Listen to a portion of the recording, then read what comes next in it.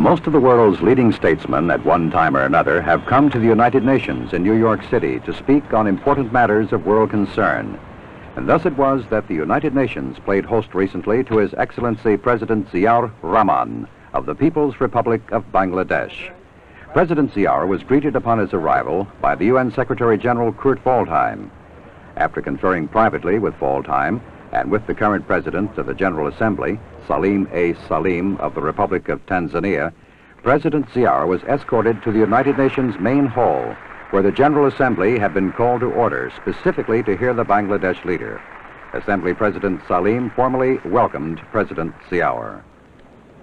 On behalf of the General Assembly, I have the honor to welcome to the United Nations His Excellency Mr. Ziaur Rahman, President of the People's Republic of Bangladesh, and to invite him to address the Assembly.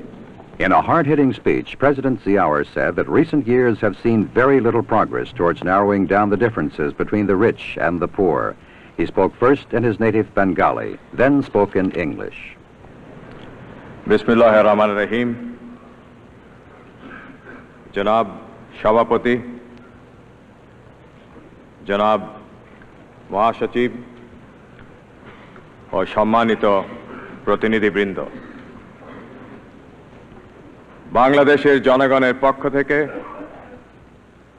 আমি আপনাদের সাদর সম্ভাষণ জানাচ্ছি। জাতিসংঘ সাধারণ পরিষদের এই একাদশ বিশেষ অধিবেশন বাংলাদেশের দৃষ্টিতে যে কতটা গুরুত্বপূর্ণ, আজ এখানে আমার উপস্থিতি তারই সাক্ষ্য দিচ্ছে। এই বিশেষ অধিবেশনের ব্যবস্থা করতে দীর্ঘ সময় লেগেছে। এই জন্য অনেক কষ্ট স্বীকারও করতে হয়েছে। সাধারণ পরিষদের ষষ্ঠ ও সপ্তম বিশেষ অধিবেশনের পরবর্তী বছরগুলোতে একটি নতুন আন্তর্জাতিক অর্থনৈতিক ব্যবস্থা গড়ে তোলার ব্যাপারে বিশেষ কোনো অগ্রগতি হয় নাই। ধনী ও দরিদ্র দেশগুলোর মধ্যেকার বৈষম্য হ্রাস পাওয়ার বদলে দেখা যাচ্ছে তা বরং বৃদ্ধি পেয়েছে। জাতিসংঘ সনদের আদর্শ এবং মানব অধিকার সংক্রান্ত ঘোষণার প্রতি আমরা সকলেই আনুগত্যশীল। মানুষের মৌলিক দুটি অধিকার, ক্ষুধা ও দারিদ্র্য থেকে মুক্তিসহ জীবনযাত্রার মান উন্নয়ন, পূর্ণ কর্মসংস্থান এবং অর্থনৈতিক ও সামাজিক উন্নয়ন ও বিকাশের নিশ্চয়তা বিধান করতেও আমরা প্রতিশ্রুতিবদ্ধ। The UN Charter and the evolution of the entire UN system are based on the concept of global interdependence and cooperation. Why did we opt for global interdependence? What was the rationale behind it? Because we wanted to collectively maintain international peace and security, to build a world ensuring freedom, human dignity and justice. Because the evolution of international society has made it manifest more than ever before that most problems today are interlinked and global in character, and that there can be no piecemeal solutions to these problems, just as there can be no fragmentation of peace. There can be no fragmentation of the world into segments of rich and poor without a serious threat to peace. If we believe in the community of mankind, we must accept mutual obligations and responsibilities towards that community. But there are far more compelling arguments in favor of global cooperation, as has been forcefully brought out in the report of the Brandt Commission. We commend Mr. Brandt and the members of the Commission for their understanding Mr. President, the deteriorating international situation due to foreign military intervention in the regions, far and near, is totally incompatible with the objectives of the new international economic order. Thank you, Mr. President. Thank you very much. Elsewhere in his major speech, President Ziaur called on the Organization of Petroleum Exporting Countries to provide oil to the poor and developing nations at lower prices and to invest in nations like Bangladesh.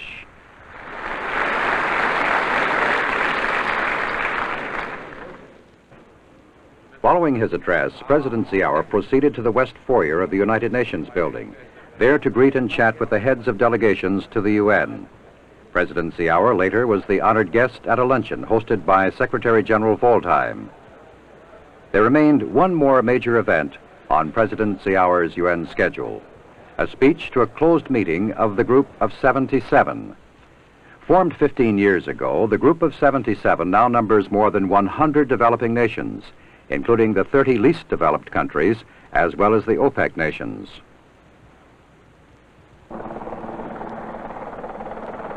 From the UN and New York, President Ziaur continued on his 4-day visit to the United States by traveling to Washington for an important meeting with President Carter at the White House.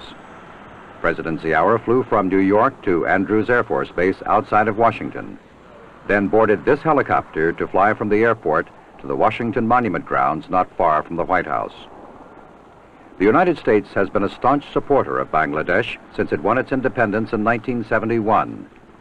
And President Carter made it a point to take time off from a busy campaign schedule to meet with President Ziaur. The Bangladesh leader was greeted by Secretary of State Edmund Muskie as the helicopter arrived near the White House. From there, he was whisked to the Oval Office for a private meeting with President Carter.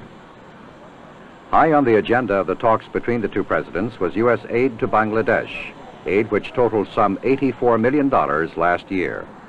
Bangladesh has received commitments of $1.5 billion in aid this year. High among the aims of Bangladesh under its dynamic 43-year-old president is doubling of its agricultural output. Our land has the capacity, but it is badly organized, President Ziaur told newsmen in Washington. Bangladesh, with 80 million people crowded into a small area, is embarking on a new 5-year plan with emphasis on agriculture. During the meeting in the Oval Office, President Carter expressed his admiration for economic and political progress in Bangladesh under President Ziaur, while Ziaur thanked Mr. Carter for U.S. economic cooperation with his nation. President Carter also reiterated the theme expressed by President Ziaur in his UN speech, namely that major oil exporting nations should invest some of their wealth to create jobs for Bangladesh. President Ziaur told President Carter that he has invited foreign ministers of OPEC nations to a discussion on that very subject. On another important matter discussed by the two presidents, a White House statement said both chief executives called for the immediate withdrawal of all foreign troops from Afghanistan and Kampuchea. Both presidents noted with satisfaction the excellent state of relations between the two countries, the statement said, and agreed to work to further improve the friendship and understanding which already exist. Their friendship was evident in statements by the presidents to newsmen after their meeting. It's a great pleasure for me this afternoon to welcome to the White House and to our nation President Zia, the very fine leader of Bangladesh. Since their War of Independence in 1971, tremendous progress has been made under his leadership and with the courage and determination of the people of his great country. With a population of about 90 million and with tremendous opportunities for economic improvement, President Zia has been in the forefront of making the lives of the Bangladesh citizens better each year. The world suffered along with Bangladesh in recent years because of extreme hunger and deprivation among the citizens there. But President Zia and I have been discussing in the last few minutes the possibility, he says the inevitability, that Bangladesh will, in the near future, be self-sufficient in food production, perhaps even able to export food to other countries. We also had a chance to discuss the advantages of democratization of the Bangladesh political system. The open and free election process, which resulted in the election of President Zia, has been an inspiration to the world. Also, we have been very grateful at the leadership that President Zia has played personally, not only among the Muslim nation and the community there, but indeed throughout the entire world community. As a member of the United Nations Security Council, Bangladesh played a very important and statesmanlike role during the difficult months just past. We are deeply grateful that President Zia has come here. We observe with great interest his statement to the United Nations General Assembly, where he called upon the OPEC nations to provide oil to the poor and developing countries of the world at lower prices, and also encourage the OPEC nations with that tremendous influx of capital to invest in the developing nations like Bangladesh to provide a better life and employment for the people there. President Zia, we are delighted to have you with us. It's an honor for our country to have you here, and we share with you the basic principles in a completely compatible way as we face the future together, and I'm very honored that you would come here to pay me this visit. Thank you, Mr. President. Thank you, sir. Thank you. Mr. President, it has been a great honor for me and my delegation to have the opportunity to meet you at a time when you are so very busy for the election and you have so much of work at hand. Mr. President, let me tell you that how grateful the people of our country are to the people of your great country for the moral support that was rendered to us. In fact, support in all possible manner. Those were rendered to us during our War of Independence in 1971, and the massive economic aid that we received from you, from your great country.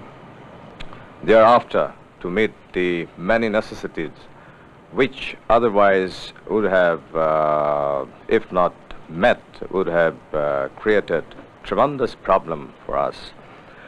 We are very grateful indeed, Mr. President, for your special interest for the development, the economic development in Bangladesh, for which during your period we have received fullest support, and especially in the food sector, the support that you have given us. I can assure you that our people are grateful to the American people and to you, Mr. President. And the short meeting that we had a few minutes ago, we had discussed all possible aspects of our relationship, and we discussed some of the important problems facing the world, both economic and political. And I must say how happy I am that in these cases our views are identical. Mr. President, the important role that your great country has played, the people of the United States and yourself, to uphold the Charter of the United Nations for maintenance of peace and stability in the world is something that we praise you for. And especially your value that you attach to the question of human rights and human dignity is something that we, all of us, the whole world could be proud of. Mr. President, I wish you success. I wish the American people success and strides in the future. Thank you very much. Thank you, Mr. President. It's been an honor to be with you. Thank